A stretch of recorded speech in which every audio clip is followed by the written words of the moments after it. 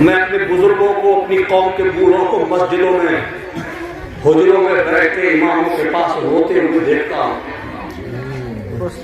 یہ امام اچھی طرح جانتے ہیں، حضرت قاری غلام یاسین صاحب، ان سے پوچھو یہ امام آپ کی مسجد کے خطیب امام ہی بیٹھے، ان کے پاس حجرے میں تنہائی میں بیٹھ کے روتے ہیں میری قوم کے بزرگ،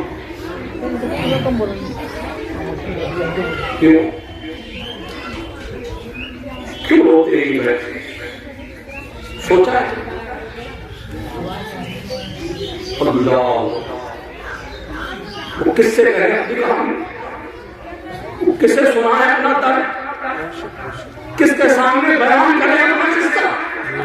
دنیا تو استہزا کرے گی، دنیا تو مذاق اڑائے گی، دنیا تماشا بنائے گی، اس لیے وہ دنیا کے سامنے نہیں کہتے، وہ مسجد کے امام کو ایک امین سمجھتے ہیں کہ میرا امام کسی سے بھی کہے گا، اس لیے وہ اپنا دکھ اپنے امام سے شیئر کرتا ہے۔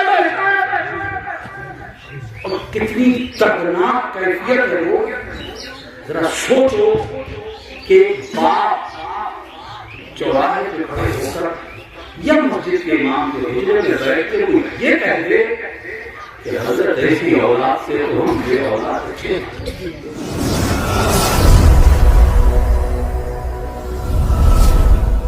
الحمدللہ وکفی والصلاة علی عباده الذین اصطفی، اما بعد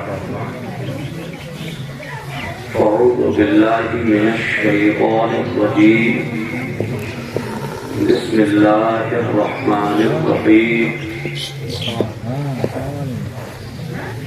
منها خلقناکم وفیہا نعیدکم ومنها نخرجکم تارة اخری۔ صدق اللہ مولانا العظیم وصدق رسولہ النبی الکریم، ونحن على ذلك لمن الشاہدین والشاکرین والحمد للہ رب العالمین۔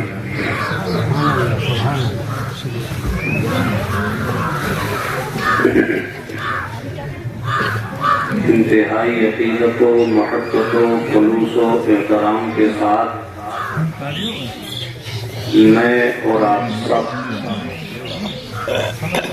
اپنے اور ساری کائنات کے آقا و داتا تاجدار مدینہ سکون قلب و سینہ رحمت عالم نور مجسم انیس بے کساں چارہ ساز درد منداں فخر رسولاں جناب احمد مصطفیٰ حضرت محمد مصطفیٰ ارواحنا فدا صلی اللہ تعالی علیہ وآلہ وسلم کی بارگاہ میں آواز بلند درود پاک کی نظریں پیش کر لیں۔ اللہم صلی علی سیدنا و مولانا محمد معدن الجود والکرم منبع العلم والحلم والحکم وآلہ وصحبہ وبارک وسلم صلاۃ و سلام علیک یا رسول اللہ صلی اللہ تعالی علیہ وآلہ وسلم۔ ممبر شریف پر تشریف فرما معزز و محتشم علماء اہل سنت، قابل احترام بزرگوں، نوجوان ساتھیوں، عزیز بچوں، یہ محفل جس میں ہم لوگ شریک ہیں یہ سال ثواب کی محفل ہے۔ مرحوم محمد ولی خان صاحب کی فاتح علم میں ہم لوگ شرکت کر رہے ہیں، ان کے شہزادگان، ان کے بچے اپنے والد مرحوم کی روح پاک کو راحت و سکون جانے کے لیے اس محفل کا انعقاد کر رہے ہیں. دعا کرو اللہ تعالیٰ مرحوم کی قبر پہ رحمتوں کی بارش فرمائے. ان کے بچوں کو، گھر والوں کو اللہ تعالیٰ صبر کی توفیق عطا کرے. عزیزان گرامی، موت تو سب کو آنا ہے. موت سے کوئی بھاگ بھی نہیں سکتا. موت ایک سچی حقیقت ہے، اس سے انکار بھی نہیں کیا جا سکتا. ہم سب کو ایک دن فنا کے گھاٹ پر جانا ہے، اور موت اپنا کام بہت تیزی سے کر رہی ہے. وہ اپنی کھیتی کاٹنے میں مصروف ہے، اور ہم لوگ بھی دم بدم موت کی طرف کو بڑھتے جا رہے ہیں. ہمارا ہر اٹھنے والا قدم ہمیں موت کے نزدیک لے جا رہا ہے. ہم موت کے قریب ہوتے جا رہے ہیں، اور موت ہمارے قریب ہوتی جا رہی ہے. مگر ہم غفلت کی زندگی جی رہے ہیں.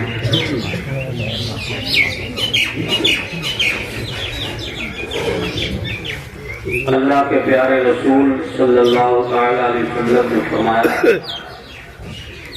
اپنے عزیزوں کی قبروں پہ حاضری دیا کرو، قبرستان جایا کرو، تاکہ قبرستان میں جا کر آپ کو موت یاد رہے.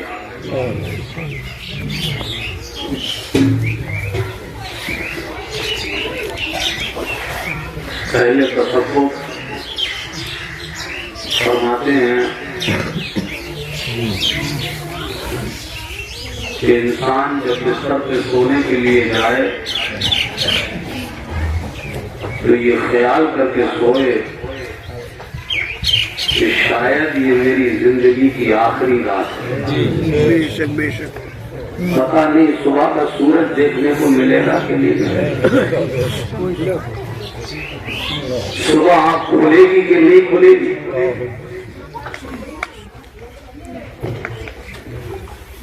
اور نیند کو تو نصف الموت کہا گیا ہے،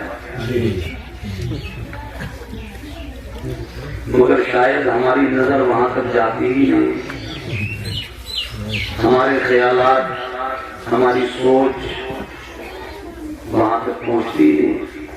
ہم تو اس دنیا میں اتنے مصروف اور دنیا سے اتنا دل لگا لیا ہے کہ یہ دنیا ہمیں الگ ہونے بھی نہیں دیتی.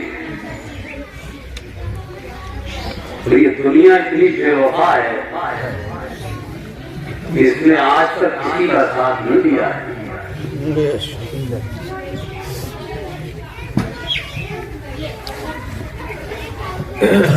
کہ ہمارے بدن میں جو روح ہے،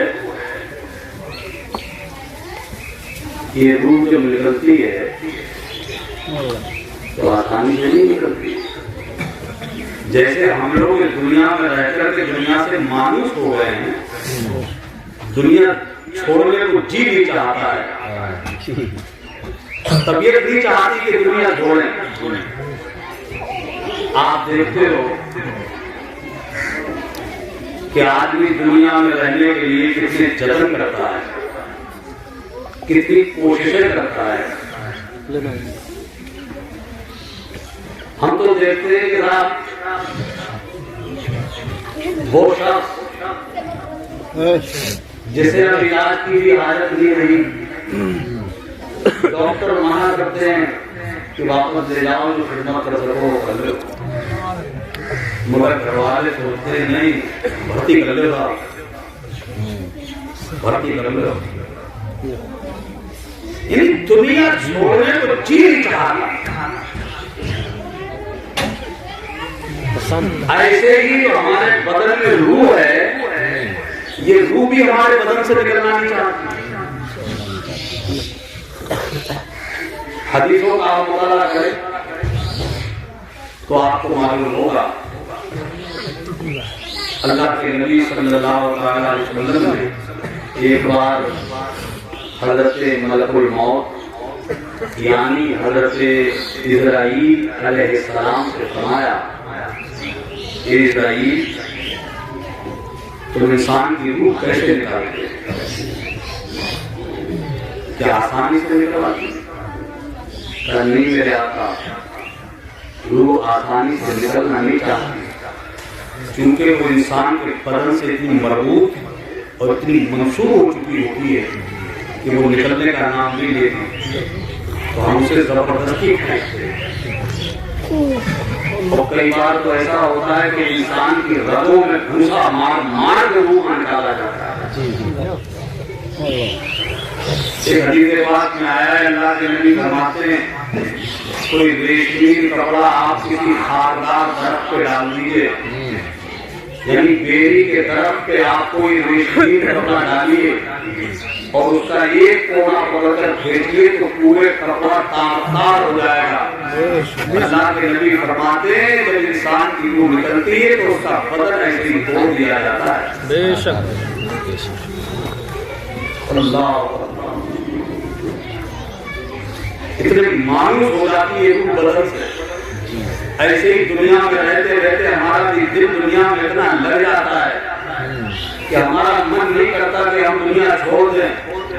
حضرت شیخ سعدی رحمۃ اللہ علیہ نے اسی لیے تو کہا تھا جہاں ہے برادر نمانت بکس دل اندر جہاں پوری بندوبست مکن تکیا برگل کے دنیا و کش کہ بسیار کشتن تو پرورد و کش چوہان میں رفتن کنت جانے پاک چے برتستے مردن چے بر ہوئے اللہ اکبر.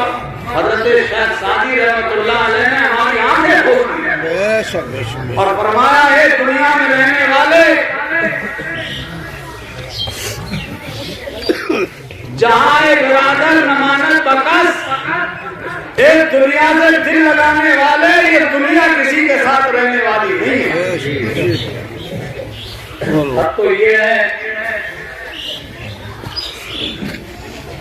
کہ ہم اپنی زندگی میں جو اپنی اولادوں کے لیے سب کچھ کرتے ہیں ماں باپ سے سب سے زیادہ نزدیک اس کی اولاد ہوتی ہے اور ایک باپ اپنی اولاد کے لیے کیا کچھ نہیں کرتا ہے. رات و دن سردی گرمی بارش موسم کا لحاظ کیے بغیر اور کچھ اتنے اندھے ہو جاتے ہیں کہ وہ حرام و حلال میں تمیز کیے بغیر اپنی اولادوں کے لیے کیا کچھ نہیں کرتے ہیں کہ میں اچھا مکان بنوا جاؤں اچھی روٹی بنوا جاؤں اچھا بنگلہ بنوا جاؤں زمین جائیداد اکٹھی کر دوں کر جاؤں. وہ باپ جو سب کچھ کرتا ہے اپنی اولاد کے لیے مگر جب اس باپ کی بھی آنکھیں بند ہو جاتی ہے تو یہ اولاد اپنی باپ کے لیے بھی کفن بعد میں لاتی ہے پہلے باپ کی بینک کی کتاب تلاش کرتی ہے. کیا ہے یہ دنیا؟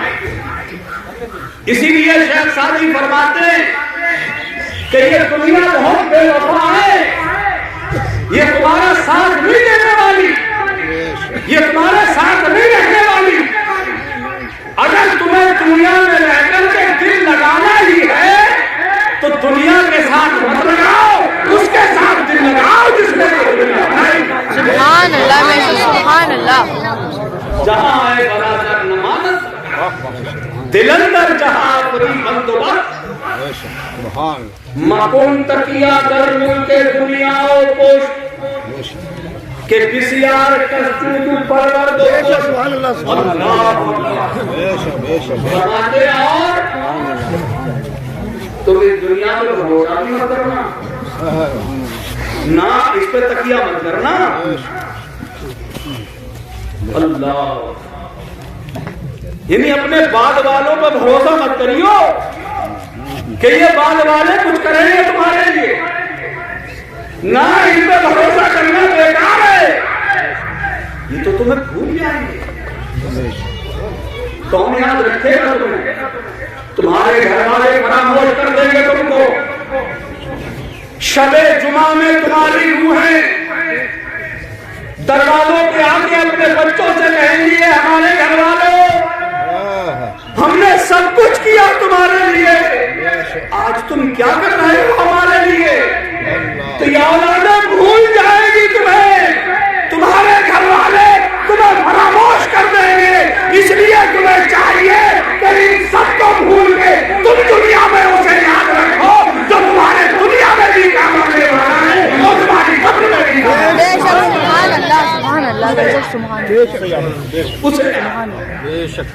ان پہ بھروسہ مت کرنا. اپنی زندگی میں جو تم نے بادشاہ یا جو کمائی کی اس پہ بھی بھروسہ مت کرو, اور نہ اپنی پشت پہ بھروسہ کرنا, یعنی اپنی نسل پر. کتنے دن تک یاد رکھتے ہیں ہمارے یہاں؟ کسی کا انتقال ہو جائے 40 دن تک, بہت ہو جائے تو برسی. اور وہ بھی کچھ تو کرتے دیکھا تھا, نہیں کرو گے لوگ تانا دیں گے. محلے والے کام گے, بستی والے کام گے, کیوں تم نے ابا کا 40 پتہ نہیں کرا تو ایمان کر رہے. ورنہ آپ دیکھو فاتحہ کے اہتمام, فاتحہ کا اہتمام ہوتا ہے. السلام آئیے ایسا کتنی لمبا چوڑا دسترخوان ہوتا ہے.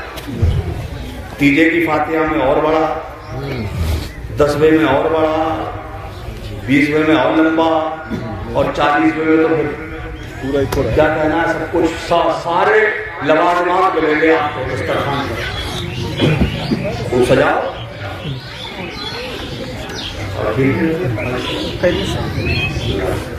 خوب سجاؤ دسترخوان اپنے عزیزوں کے لیے, خوب حساب ثواب کرو. میں اس پہ روک لگانے والا نہیں, مگر مجھے ایک بات کا احساس ضرور ہوتا ہے کہ آج تم دنیا کا کوئی پھل موسمی ہو یا غیر موسمی, وہ سب کے سب دسترخوان پہ لا کے رکھتے ہو. کھانے میں وہ مرکن غذائیں جس کو تمہاری طبیعتیں چاہتی ہے وہ سب لا کے دسترخوان پہ سجاتے ہو. آج تم نے سب کچھ لا کر کے دیا ہے. کیا کبھی زندگی میں بھی اپنے باپ کے پاس گئے تھے؟ جب ان کی حیات باقی تھی تو کبھی ان کے پاس ان کی بالی پہ جا کے بیٹھ گئے؟ کبھی ان کے سرہانے بیٹھ کے ان کا ہاتھ پکڑ کر اپنے باپ سے کبھی پوچھا میرے ابا تم نے زندگی میں سب کچھ کھلایا مجھے, آپ کا بھی من کرتا ہے کوئی چیز کھانے, طبیعت چاہتی ہے میں لے آؤں آپ کے لیے, پوچھا ہے کبھی؟ آج تم ساری چیزیں لا کے رکھتے ہو, ارے آج تم رکھو نہ رکھو, کاش تم نے یہ تمام منظم غذائیں اپنے باپ کی زندگی میں اپنے باپ کو لا کر کے دی ہوتی تو تیرے باپ کا دل زیادہ خوش ہو گیا ہوتا اور وہ اللہ سے تیرے لیے سواری کرتا. لڑنے کے بعد سب کے لائے ہو گیا, کبھی زندگی میں بھی کچھ کیا. کئیوں کو تو دیکھا ہے ہم نے, عجب المیاں ہے. میں اپنے بزرگوں کو, اپنی قوم کے بوڑھوں کو مسجدوں میں حجروں میں بیٹھ کے اماموں کے پاس روتے ہوئے دیکھتا ہوں. یہ امام اچھی طرح جانتے ہیں حضرت قاری غلام یاسین صاحب, ان سے پوچھو یہ امام آپ کی مسجد کے خطیب امام ہی بیٹھے, ان کے پاس حجرے میں تنہائی میں بیٹھ کے روتے ہیں میری قوم کے بزرگ. کیوں روتے ہی بیٹھے؟ سوچا ہے اللہ وہ کس سے کہے اپنی کہانی, کس سے سنائے اپنا درد, کس کے سامنے بیان کرے اپنا قصہ. دنیا تو استہزا کرے گی, دنیا تو مذاق اڑائے گی, دنیا تماشا بنائے گی. اس لیے وہ دنیا کے سامنے نہیں کہتے, وہ مسجد کے امام کو ایک امین سمجھتے ہیں کہ میرا امام کسی سے نہیں کہے گا, اس لیے وہ اپنا دکھ اپنے امام سے شیئر کرتا ہے. اور کتنی دردناک کیفیت ہے وہ, ذرا سوچو کہ ایک باپ مسجد کے امام کے حجرے میں بیٹھ کے وہ یہ کہہ دے کہ حضرت ایسی اولاد سے تو ہم یہ اولاد اچھے ہیں. یہ کتنی دردناک کیفیت ہے. پہلے سوچے اولاد کے لیے کیا نہیں کرتے ہیں ماں باپ. شادی کر دو آپ بچوں کی, 2-4-6 سال گزرے, اگر اس بیچ بچہ نہ ہو, دیکھیا کتنی بھاگ دوڑ شروع ہو جاتی ہے. اس تعویذ کرنے والے کے پاس, اس گنڈا کرنے والے کے پاس, اس میاں کے پاس, اس ڈاکٹر کے پاس, اس حکیم کے پاس, یہ چیک ہے, وہ چیک ہے, یہ الٹرا ساؤنڈ اور وہ دوائی اور وہ طبیب, اور اس کے علاوہ پھر یہ مزار اور وہ مزار, وہ خانقاہ, وہ آستانہ, وہ اللہ کے ولی, ان کی چوکھٹوں پہ روتے ہوئے دیکھا ہے ہم نے. اجمیر شریف میں تم نے خلیل نواز کی چوکھٹ کو پکڑ کے روتے ہوئے لوگوں کو دیکھا ہو. سامنے کلیے کے آستانے پہ ان کی چادر پکڑ کے روتے ہوئے تم نے دیکھا ہوگا.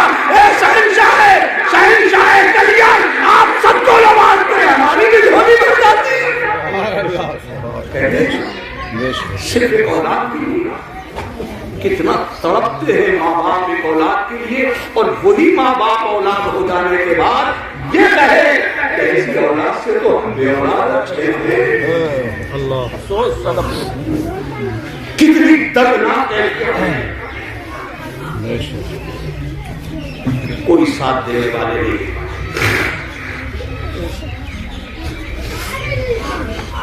ہاں, اگر تقیہ ہی کرنا ہے, بھروسہ کرنا ہے, کیونکہ یہ دنیا عجیب چیز ہے, نہ یہ ہمارے ساتھ رہنے والی ہے.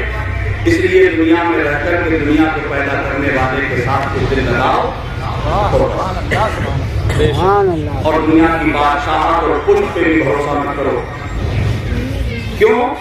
اس لیے کہ یہ دنیا نے تم جیسے بہت سو کو اپنی گود میں لیا, پالا اور مارا.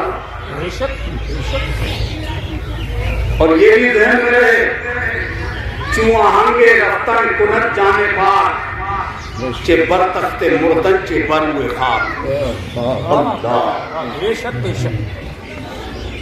جب یہ پاک جان جانے کا ارادہ کرتی ہے تو یہ خیال رہے تخت شاہی پہ مرنے والا اور ایک زمین پہ زندگی گزارنے والا فقیر اور ایک شہنشاہ, دونوں کی جب یہ جان نکل جاتی ہے تو دونوں کا مرنا برابر ہو جاتا ہے. چوہانگے رفتن کنت جانے پاک, چے بر تخت مردن چے بر ہوئے. کیا تخت شاہی پہ مرنا اور کیا زمین پہ مرنا, دونوں کو برابر کرنا. یہ موت شہنشاہ کو اور فقیر کو برابر کر دیتی ہے, یعنی دونوں کو جانا مٹی میں پہنچنا قبری میں. اور قبر کی وہ کیفیت جو سرکار اعلیٰ حضرت نے بہت پہلے ہمیں یاد کرائی تھی, کہ اندھیرا گھر اکیلی جان, دم گھٹتا دل اٹھتا تھا, خدا کو یاد کر پیارے وہ ساتھ آنے والی ہے. وہ سب کے ساتھ آنا ہے. اور میاں آج کا تو بہت ہی عجیب عالم ہے کہ پتہ نہیں ہم لوگوں کو قبر بھی نصیب ہوگی کہ نہیں ہوگی. دعا کرو کہ اللہ ہمیں مسلمانوں کے کاندھے پہ قبرستان تک پہنچنے کی توفیق دے. اللہ ہمیں ایسا وقت عطا فرمائے کہ ہم مسلمانوں کی نماز جنازہ بھی پڑھیں, کوئی ہماری نماز جنازہ بھی پڑھ لے اور ہمیں کاندھوں سے لے جا کے قبرستان میں دفن. بہت خطرناک ہے. ایسے وقت میں اپنے رب کو یاد رکھو, وہی ہے کارساز, وہی ہے کام بنانے والا, وہی ہے ہماری مشکلوں کو آسانی میں بدلنے والا. ورنہ ہم دیکھتے ہیں لوگ اللہ کا نام تک زبان پہ نہیں لاتے, اللہ کا نام 24 گھنٹے گزر جاتے ہیں, ایک بار یہ ہماری زبان سے اللہ کا پیارا نام ادا نہیں ہوتا. کیفیت یہ ہو جاتی ہے, آپ نے دیکھا ہوگا کہ بڑھاپے میں کئی لوگ جب بوڑھے ہو جاتے ہیں اور زیادہ ہی کمزور ہو جاتے ہیں تو تکلیفیں بہت پریشان کرتی ہیں. کبھی گھٹنا درد کر رہا ہے, کبھی کمر درد کر رہی ہے, کبھی یہاں درد اٹھ رہا ہے, کبھی وہاں درد اٹھ رہا ہے. ہوتا ہے بڑھاپے میں چارپائی پہ پڑا ہوا کراتا ہے ہمارا بوڑھا, چارپائی پر کروٹیں لیتے ہیں, لیٹتے ہیں, کراتے ہیں, کرتے ہیں نا, اور زیادہ ہی طبیعت خراب ہو جائے تو یا تو اماں یا ابا منہ سے نکلتا ہے, اللہ کا نام منہ سے نہیں نکلتا. کتنی عجیب کیفیت. اس وقت میں بھی اللہ کا نام منہ سے نہیں نکلا. اب یہ تیری مصیبت میں نہ تیرا باپ کام آنے والا ہے, نہ اماں کام آنے والی ہے, نہ اولاد کام آنے والی ہے. اگر کوئی کام آنے والا ہے تو وہ ہے جس نے یہ ساری کائنات بنائی ہے, وہ تمہارا اللہ ہے جو تمہارے لیے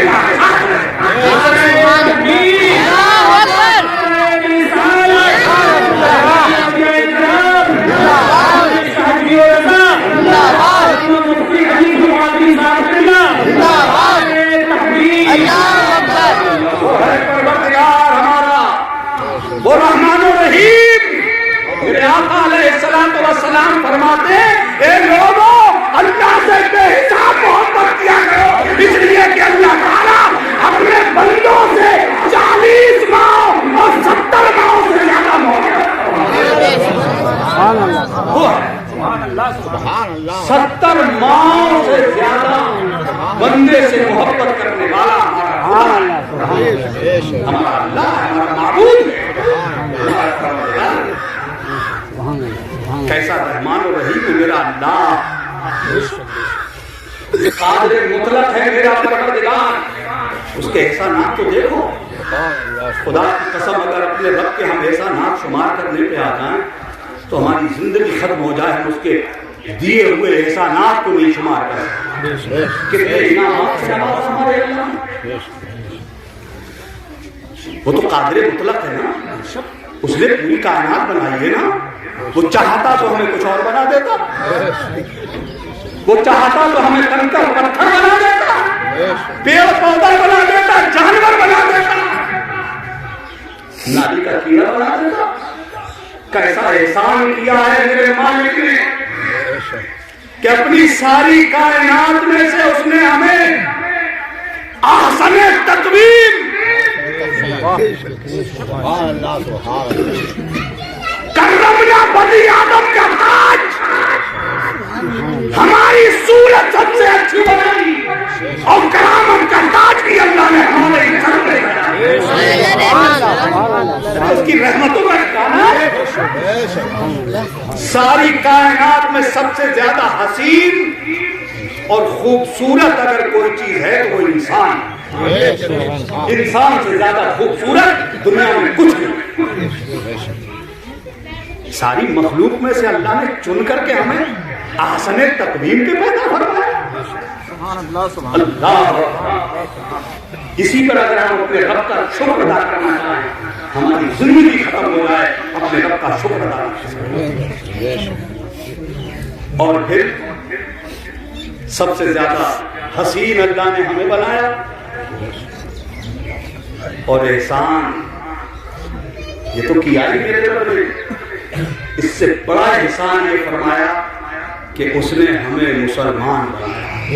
سبحان اللہ, سبحان اللہ. صاحب ایمان اور ایمان والا بھی کیسا, اللہ اکبر, اپنا وہ محبوب دیا اللہ نے ہمیں, وہ حبیب عطا فرمایا اللہ نے ہمیں.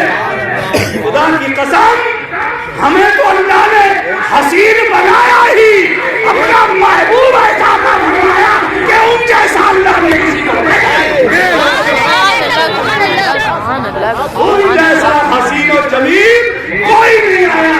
اسی لیے اعلیٰ حضرت فرماتے ہیں وہ کمال حسن حضور ہے کہ گمانے نقش جہاں نہیں, یہی پور خار سے دور ہے, یہی جمالے کے دور.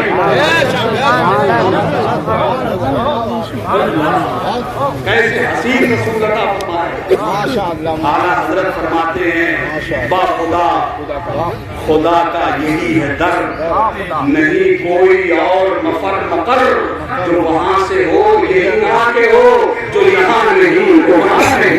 اور فرماتے ہیں اعلیٰ حضرت یا رسول اللہ تیرے آگے یوں ہے دبے رچے, وہ سہارن کے بڑے بڑے, کوئی جانے منہ میں زبانی نہیں بلکہ جسم میں جان نہیں. کہتے ہیں فدا نہ بس ایک جان دو جہاں فدا دو جہاں سے بھی نہیں جی بھرا کروں کیا کروڑوں جہاں نہیں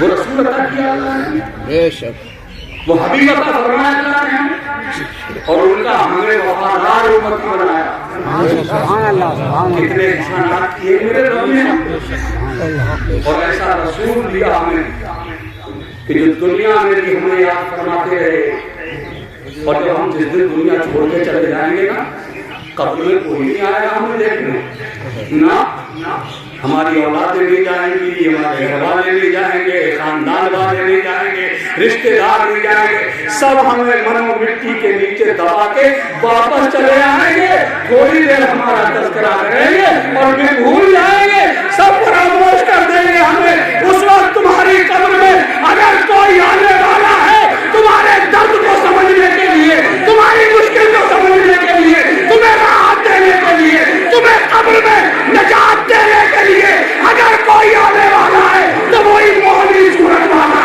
مدینے والا پیغمبر ہے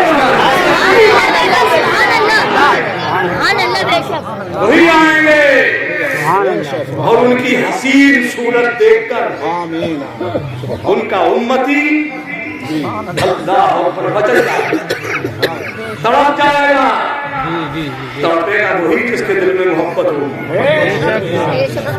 مچلے گا وہی جس کے دل میں اپنے آقا کا ہر دن یہی تمنا ہے جس کی گزرتی تھی شام کو لیٹتا تھا بستر پہ سوچتا تھا میرے مالک سوتا تو روز ہوں خواب تو روز آتے اے اللہ ایک ایسا خواب دکھا دے جس خواب میں تیرے محبوب کا جلوہ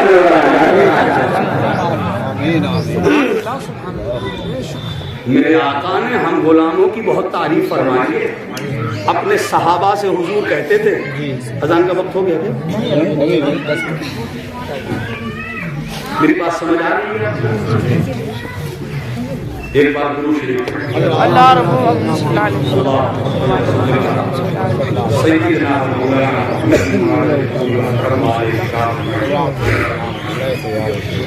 اللہ میرے آقا کریم صلی اللہ علیہ وسلم کیسے یاد فرماتے ہیں اعلیٰ حضرت نے فتاوی رضویہ شریف میں نقل فرمایا ہے کہ جب سرکار دنیا میں تشریف لائے تو دنیا میں آتے ہی سب سے پہلے میرے آقا نے اپنا سر مبارک سجدے میں رکھ کر اگر کسی کو یاد کیا تو وہ اپنی امت کو یاد اور جب اس دنیا سے میرے آقا تشریف لے گئے میرے سرکار کا جسد مبارک جب قبر انور میں اتارا گیا تو حضرت عباس رضی اللہ تعالیٰ عنہ کے دو صاحبزادے تھے ایک کا نام تھا حضرت قسم بن عباس اور ایک تھے حضرت فضل بن عباس میرے حضور کے چچا حضرت عباس ان کے دو بیٹے تھے ایک قسم اور ایک فضل ان دونوں کا بیان ہے کہ جب حضور کا جسد مبارک قبر انور میں اتار دیا گیا اور جب میں نے دیکھا کہ حضور کے لب مبارک حرکت کر رہے ہیں حضور کے ہونٹ ہل رہے ہیں حضرت کہتے ہیں پتلی پتلی بولے قدس کی پتیاں ان لبوں کی نزاکت لاکھوں سلام کہتے ہیں میں نے اپنے آقا کے لب مبارک کو جنبش ہوتے دیکھی حرکت ہوتے دیکھی تو کہتے ہیں میں نے کان لگا دیا میں نے کان لگا کے سننا چاہا میرے آقا کہہ کیا رہے ہیں تو کہتے ہیں میرے آقا کا وہی جملہ جو سب سے پہلے دنیا میں آنے کے بعد زبان پہ جاری تھا آج بھی وہی جملہ جاری ہے ہم کہتے ہیں اللہ امتی امتی امتی امتی اے اللہ میری امت میری امت میری امت اے اللہ میری امت کو مجھے دے دے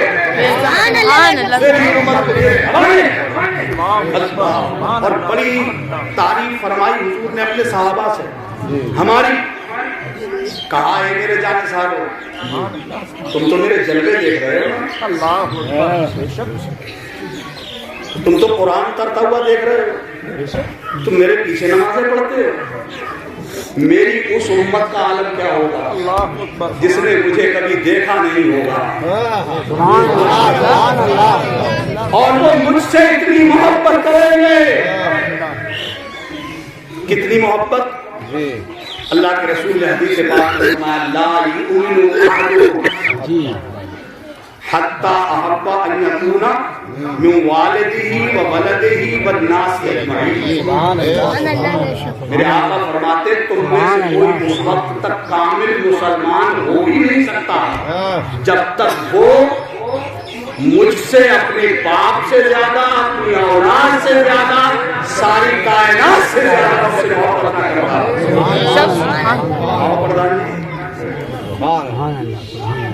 اللہ کے نبی فرماتے ہیں وہ مسلمان ہو ہی نہیں سکتا، کامل مومن ہو ہی نہیں سکتا کہ جب تک میں اس کے نزدیک اس کے باپ سے زیادہ، اس کی اولاد سے زیادہ، سارے جہان سے زیادہ محبوب نہ ہو جاؤں.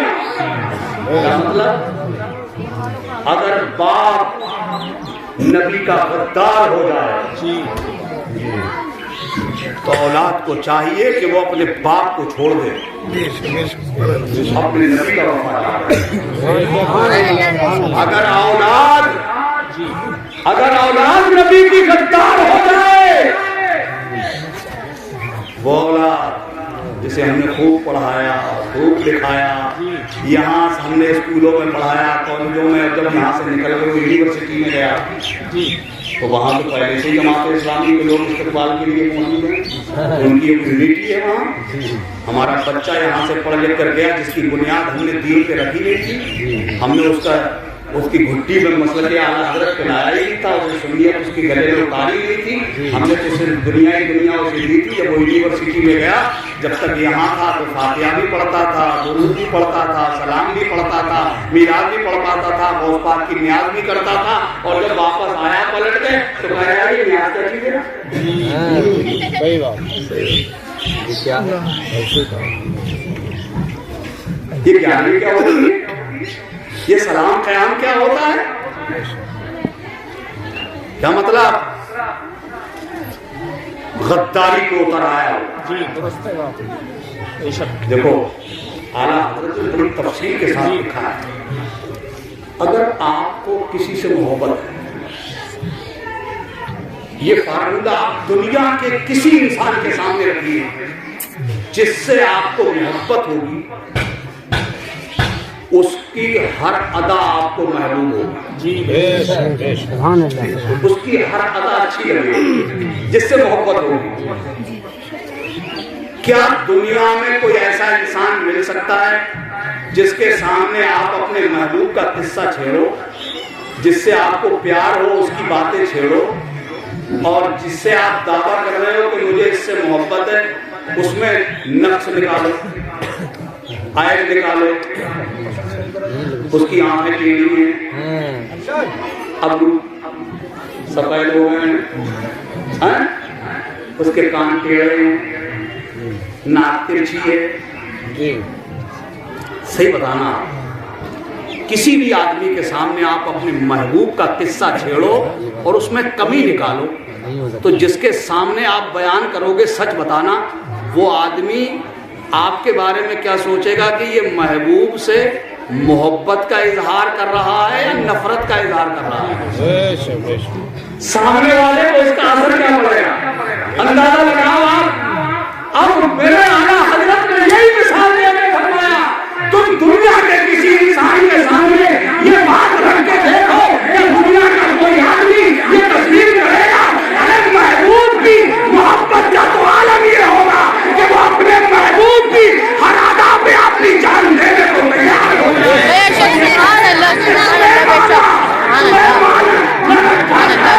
تمہیں جانا، تمہیں مانا،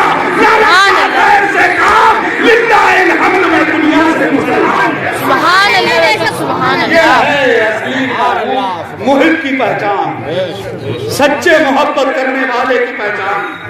اور جس نے کہا کہ میں حضور سے محبت بھی کرتا ہوں اور یہ بھی کہتا ہے کہ انہیں پیٹ نیچے کی خبر نہیں.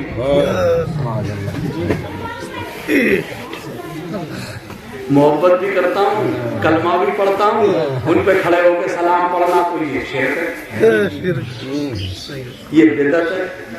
اگر یہ کہنے لگتا ہے تو دعویٰ بے اصل ہے, جھوٹی ہے, محبت ہے. پھر کلمہ تو ہے, زبان پہ کلمہ تو ہے, تو وہ دکھاوے کا ہی ہے, ریئلٹی نہیں ہے, سچائی نہیں ہے, حقیقت نہیں ہے. حقیقت کا تقاضا کچھ اور ہے, اور تقاضا جاننا ہے تو صحابہ کی زندگی میں داخل ہونا پڑے گا, ان کی زندگی کا مطالعہ کرنا پڑے گا. اللہ اکبر, افضل البشر بعد الانبیاء. ساری کائنات کے انسانوں میں نبیوں کو چھوڑ کر, رسولوں کو چھوڑ کر جو سارے انسانوں میں سب سے زیادہ افضل ترین شخص ہے, وہ کون ہے؟ یار مصطفیٰ. اللہ اکبر. حضرت ابو بکر صدیق رضی اللہ تعالیٰ عنہ جنہیں افضل البشر بعد الانبیاء ہر خطبے میں پڑھا جاتا ہے, ہر خطبے میں پڑھا جاتا ہے افضل البشر بعد الانبیاء بالتحقیق. یہ سچی بات ہے کہ حضرت ابو بکر صدیق سارے انسانوں میں سب سے افضل انبیاء اور رسول کے بعد. اب ذرا غور کریں, حضرت ابو بکر صدیق کی زندگی کا ذرا مطالعہ کریں. حضرت ابو بکر صدیق فرماتے مجھے دنیا میں 3 چیزیں سب سے زیادہ محبوب ہیں. سبحان اللہ. کون کون سی؟ نمبر 1, حضور کا چہرہ دیکھنا, حضور کی صحبت میں بیٹھنا,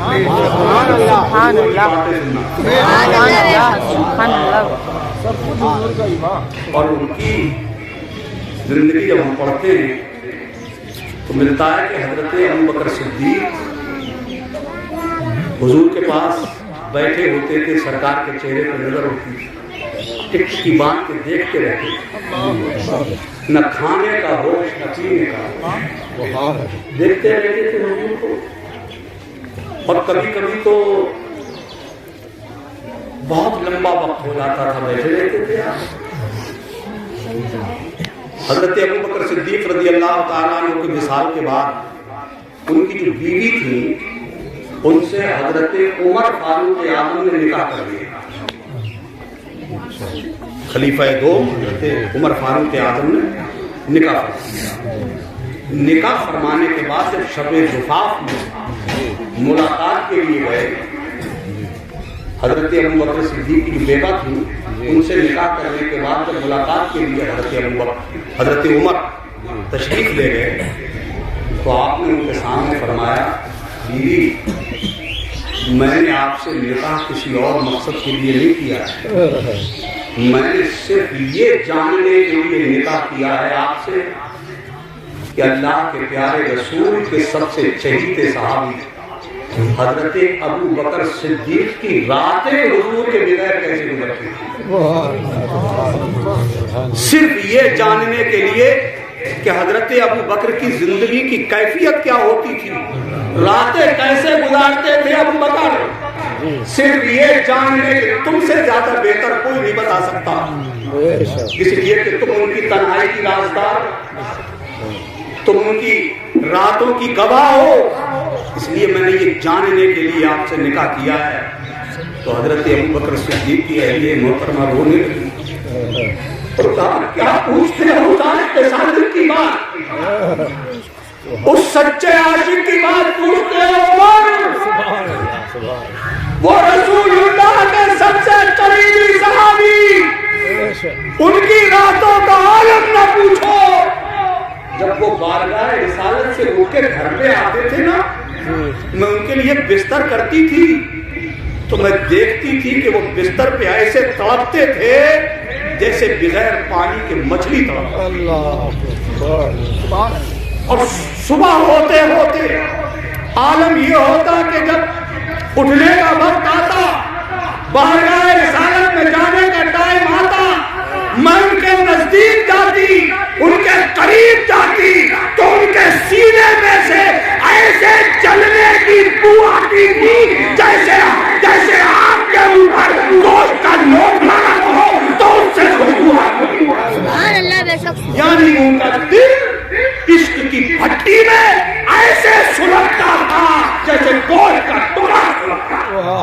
आला हजरत ने कहा ना जली जली उसकी बू से पैदा है सोद से इश्क बाला है इश्क चश्मे वाला कबाबे आहू में भी ना आया मजा जो दिल के कबाब में उन्होंने अपने दिल को इश्क मुस्तफा की धरती में कबाब बनाया वो थे हजरत अबू बकर सिद्दीक अल्लाह पर कभी कभी तो हजरत अबू बकर बारगाह रिसालत में हाजिर होते थे और हुजूर उठ कर के अंदर तशरीफ ले जाते। हजरत अबू बकर वही चौखट पे ही पड़े रहते, चौखट पे सर रख लेते, पड़े हैं पूरी पूरी रात। जैसे ही मेरे रसूल के काशाने अक़दस का दरवाजा खुलता, हजरत अबू बकर सिद्दीक सबसे पहले मुस्तफा जाने रहमत का दीदार बस सिर्फ इस तमन्ना में कूद गया।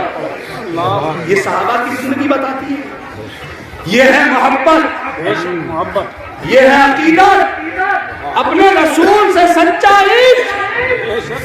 और जिस दिल में मोहब्बत रसूल न हो वो दिल नहीं है, ना वो दिल मोमिन है। और जिस जिस्म में वो दिल है ना वो जिस्म मोमिन है। रसूलुल्लाह से सच्ची मोहब्बत का नाम असली ईमान। अब जिनको दिलों में मोहब्बत होगी वो अपने रसूल की ऐबजोई नहीं करेंगे जी।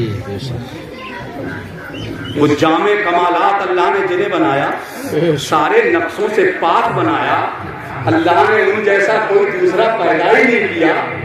और उनको पैदा करने के बाद अल्लाह ने नबूवत का दरवाजा ही बंद कर दिया।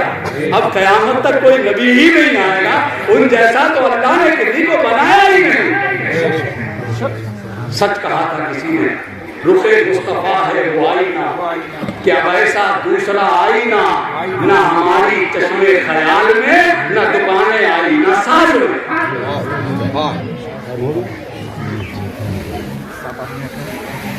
अज़ान का वक्त करीब है, मैंने ये चंद बातें आपके सामने रख दी। अल्लाह के रसूल से सच्ची मोहब्बत, और सच्ची मोहब्बत करने वाला कभी नमाज नहीं छोड़ेगा, ये ख्याल रहे। मैं तो देख रहा हूँ बच्चे तो बच्चे, जवान तो जवान, बुढ़े बिल्कुल कब्र में पैर लटक रहे हैं। इस गली में बैठे हैं, उस गली में बैठे हैं, दुकान में बैठे हैं, उस दुकान में बैठे हैं। अज़ान हो गई, नमाज हो गई, अब भी फुर्सत नहीं है। क्यों भैया, अब क्या रह गया? बच्चे तो ये समझ रहे हैं अभी जवान होंगे, जवानों को शायद ये उम्मीद लगी कि बुढ़ापा आएगा, और बुढ़े को क्या सूझी है? क्यों भाई, मुझे बताओ आप इन बुढ़ों को सूझी क्या है? अरे इस उम्र में भी अल्लाह के दरबार में नहीं आ रहे, ये 100 सांसें बाकी रह गई हैं, ये इनाम है मेरे मौला का तुम्हारे लिए, इसे गनीमत समझो।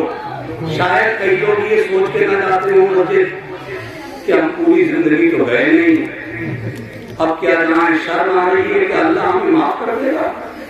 हमने पूरी जिंदगी उसके दरबार में हाजिरी नहीं दी कि अल्लाह हमें माफ कर देगा। ये शैतानी वसवसा है, ये दिमाग से निकाल दो। तुम्हारा रब तो रहमान और रहीम है, जाओ तो सही उसके दरबार में सजदा तो करो, तो आंसू पेश कर दो अल्लाह के दरबार में और रो कर के अर्ज करो, अल्लाह ए ज़मीन और आसमान के मालिक, मैं पूरी जिंदगी तेरे दरबार में ना आ सका, एक दफा तेरी बारगाह में हाजिरी ना दे सका। ए परवरदिगार, मैं गुनहगार सही, मैं मक्कार सही, मैं बेकार सही, अल्लाह मैं जैसा भी सही, मैं जो भी हूँ तो तेरा ही बंदा। तू मेरा मालिक है, मैं तेरा बंदा हूँ, अल्लाह मेरी खताएं बख्श दे। मेरे रब की रहमत बहुत वसी है, अल्लाह ताला गफ्फार और सत्तार है, तुम्हारी गुनाहों पे पर्दा डालकर अल्लाह तुम्हें बख्शेगा। इसीलिए शहज़ादी फरमाते बाद वालों का भरोसा मत करो कि बाद वाले हमें धकिया के जन्नत में भेजेंगे ना, खुद भी कुछ करो, खुद तैयारी करो। اور یہ نوجوانوں آپ بھی یاد رکھو بڑھاپے کا انتظار مت کرو، موت کا کوئی پتہ نہیں، آگاہ اپنی موت سے کوئی بشر نہیں، سامان ہے 100 برس کا پل کی خبر نہیں، اور میاں موت سے کس کو رستگاری ہے، آج ان کی کل ہماری باری ہے، سب کو اس دنیا سے اٹھ کے چلے جانا ہے، اس سے پہلے کہ ہماری نماز پڑھی جائے ہمیں نماز پڑھنا چاہیے۔ اور دیکھو یہ نماز جو ہم زندگی میں پڑھیں گے، حدیث پاک میں آتا ہے جب مردہ قبر میں ہوگا، اندھیری گھوپ اندھیری ہوگی قبر، وحشتناک قبر، اس وقت ایک اجالا ہوگا، اس میں ایک نوری چہرے والا شخص آئے گا، یہ جو گھبرا رہا ہوگا مردہ، اس کے سینے پہ تسلی کا ہاتھ دھرے گا اور کہے گا گھبراؤ نہیں، میں تمہیں تسلی دینے آ گیا ہوں۔ تو مردہ گھبرا کے کہے گا میرے گھر والے تو نہیں آئے، تم آئے ہو، پہچانا نہیں میں نے آپ کو، کون ہے آپ؟ کہا یاد کر اے اللہ کے بندے، میں تیری زندگی کی پڑھی گئی وہ نماز ہوں جو تم نے دنیا میں ادا کیا تھا۔ اللہ تعالیٰ نے آج مجھے تیری قبر میں تیرے دل کو تسلی دینے اور تیری قبر میں اجالا کرنے کے لیے اللہ نے مجھے مقرر بنا دیا۔ میرا کوئی گھر والا آئے نہ، میں تجھے قیامت تک تسلی دیتا رہوں گا۔ نماز ہماری قبر میں کام آئے گی، ہمارے چہروں پہ نور لائے گی، ہمارے گھروں میں برکتیں لائے گی۔ اللہ ہر آفت و بلا سے ہمیں اسی نماز کے صدقے میں محفوظ رکھے۔ اللہ تعالیٰ کی بارگاہ میں دعا ہے اللہ تعالیٰ مجھے آپ سب کو نمازوں کی توفیق عطا فرمائے۔ وآخر دعوانا الحمدللہ رب العالمین۔ سب لوگ کلمہ شریف پڑھ لیجیے۔